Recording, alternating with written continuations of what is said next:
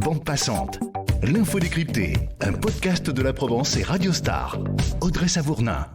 Des patients qui s'entassent dans les couloirs des hôpitaux, des soignants éreintés qui jettent l'éponge, les urgences qui ferment la nuit, sont saturées, implosent partout en France.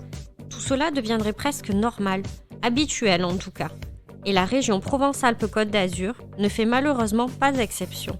Que ce soit en milieu rural, comme à Manosque dans les Alpes de Haute-Provence ou à Cavaillon dans le Vaucluse, ou dans la deuxième ville de France, à Marseille.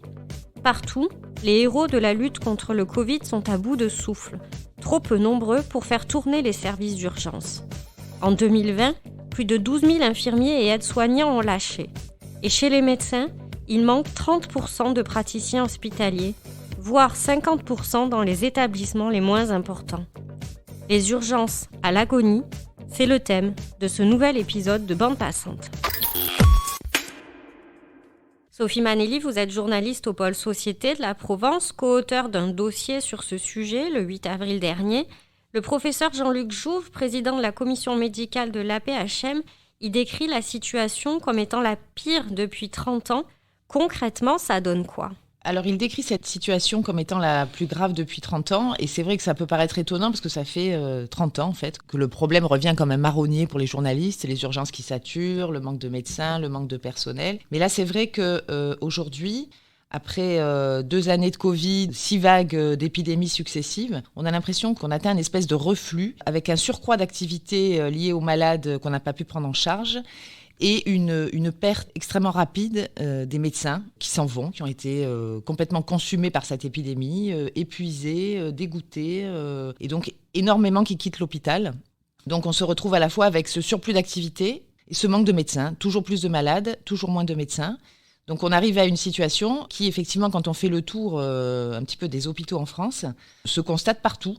Les urgences du CHU de Nantes saturées depuis plusieurs semaines. Situation critique non seulement pour les soignants, mais aussi pour les patients. La salle d'afflux massif affiche complet, et cela depuis plusieurs jours. Très vite, ce matin, les admissions s'enchaînent aux urgences. Une situation récurrente ces dernières semaines. On a eu lecture d'un mail que se sont échangés les présidents de commission médicale des CHU, qui essaient de recenser un petit peu la nature et l'étendue des problèmes partout en France. Et vraiment, ils parlent de situations, je cite, catastrophiques. Et en fait, ça perce très peu dans le débat public et notamment dans le débat politique à l'heure des élections présidentielles. À Marseille, le quotidien, c'est quoi ? Alors à Marseille, si on prend l'exemple de l'hôpital de la Timone, des urgences de la Timone, c'est un service assez récent qui a été dimensionné pour recevoir 250 patients par jour en moyenne. Aujourd'hui, il fait des pics à 350 par jour, voire 380. Et dans le même temps, il y a une perte de médecins qui semble inexorable.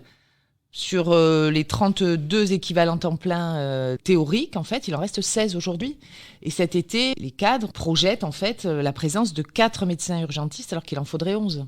Donc voilà, ça permet de prendre la mesure des difficultés. Oui, on ne peut pas soigner correctement dans ces conditions. Les urgentistes qui sont censés, en raison de la pénibilité de leur travail, faire 39 heures par semaine, aujourd'hui, ils en font couramment 48, si ce n'est pas 50 ou 60. Donc c'est sûr qu'on ne peut pas soigner, on ne peut pas être performant de la même manière à ce niveau de travail. Ils le disent eux-mêmes. Ce qui vient s'ajouter au temps d'attente qui est beaucoup plus long pour les patients et qui peut aboutir à des pertes de chance même.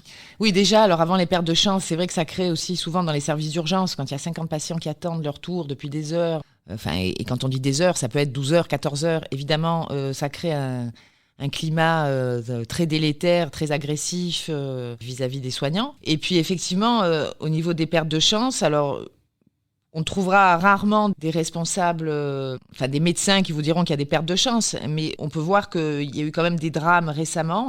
Au CHU de Strasbourg, le 17 mars, un patient atteint d'une hémorragie digestive est mort aux urgences. Il avait attendu 12 heures avant une transfusion. À Orléans également, il y a une patiente qui est décédée, qui a été découverte morte sur un brancard, ce qui a suscité par la suite une grève de tout le personnel. Donc des pertes de chance, en tout cas des pertes de la qualité des soins, c'est incontestable. C'est une situation alarmante puisque ce n'est pas la façon dont on souhaite travailler, ce n'est pas la façon dont les soignants souhaitent travailler aux urgences. Sophie Perrotin, chef du pôle urgence réanimation de La Rochelle, au micro de France 3 Nouvelle-Aquitaine.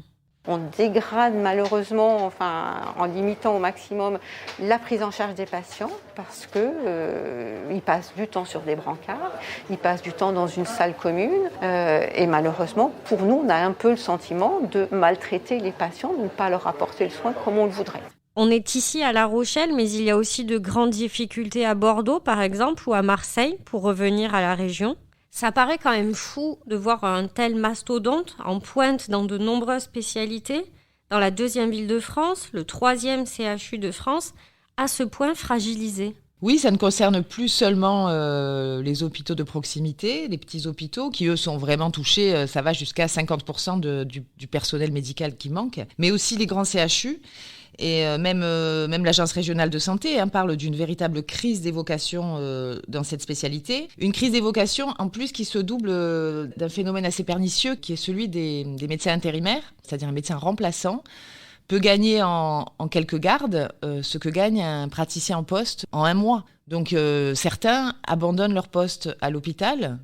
Et en quelques nuits, en fait, dans un autre hôpital, en quelques nuits de remplacement, ils peuvent gagner autant que ce que gagnent leurs confrères en poste. Ce qui crée un effet complètement pervers dans le système. Un effet complètement pervers parce que du coup, ceux qui restent sont de plus en plus frustrés, de plus en plus épuisés, donc de plus en plus souvent démissionnaires, etc., etc. Donc il y a vraiment une spirale infernale qui se met en place.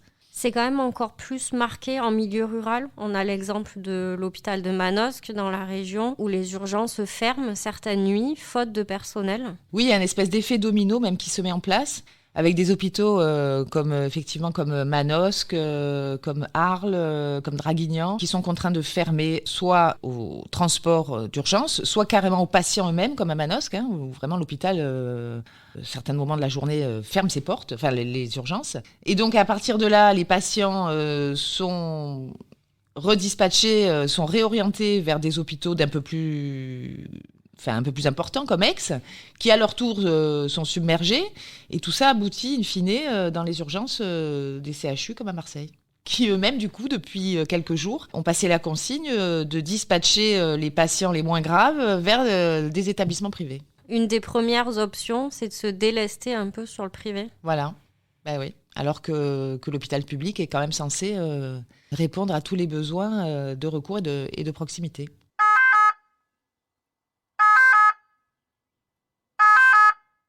L'autre option qui paraît la plus évidente, ça serait aussi de s'appuyer davantage sur la médecine de ville. Oui, c'est ce que disent tous les connaisseurs de ce dossier. En fait, la saturation des urgences, elle est intimement liée à la perte en fait de la permanence des soins en ville, qui est liée. Il y a diverses raisons, et notamment les médecins de ville ne veulent plus être astreints au même rythme en fait que leurs aînés. Sans compter qu'ils sont de moins en moins nombreux, vu que la démographie médicale en France est à la baisse en raison du numerus clausus qui vient à peine d'être supprimé. Mais bon, il faudra au moins 10 ans pour se remettre à niveau. Donc effectivement, tout est très lié en fait, la saturation des urgences, la moindre place que prennent dans la permanence des soins la médecine de ville, la place aussi du privé qu'il faudrait redéfinir. Enfin, ce sont donc des chantiers absolument gigantesques et qui remettent en cause beaucoup de pratiques, beaucoup de professions, beaucoup d'habitudes. Et c'est peut-être pour ça que cette question de l'hôpital et des urgences en particulier a tant de mal à arriver dans le débat public et dans les propositions des candidats à la présidentielle. Oui, parce qu'on n'en entend pas parler, en fait.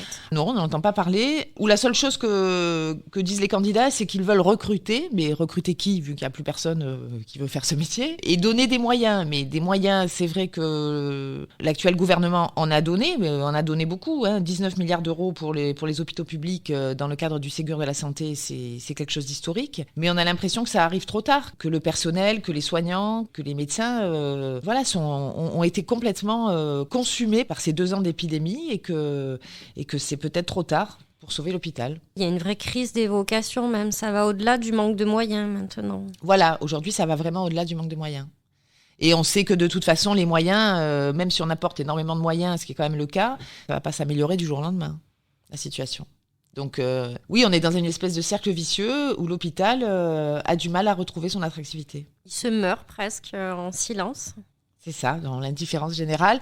Sauf que quand on reprend les chiffres, par exemple, pour revenir aux urgences, des consultations aux urgences, ça représente 1 million de passages par an dans la région. C'est-à-dire, dans une région de 5 millions d'habitants, on a tous une forte chance, soit nous, soit quelqu'un de notre famille dans l'année, d'être amené à aller aux urgences. Et c'est là qu'on se rend compte, souvent, très souvent, des conditions dans lesquelles ces gens travaillent et ils continuent malgré tout à répondre aux besoins.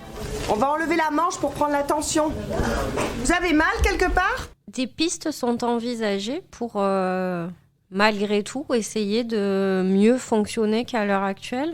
À la RSPACA, alors notamment il y a depuis assez récemment, enfin la RSPACA est en France, mais donc là je vous parle de la RSPACA parce que je les ai interrogés là-dessus. Il y a un système de prime de solidarité territoriale qui commence à être versé aux praticiens qui acceptent de se déplacer en fait dans des hôpitaux en tension pour aller faire des gardes, etc. Donc c'est une prime qui est quand même assez intéressante, elle représente 2 000 € par 24 heures de garde. Mais malgré ça, on a du mal à trouver des remplaçants.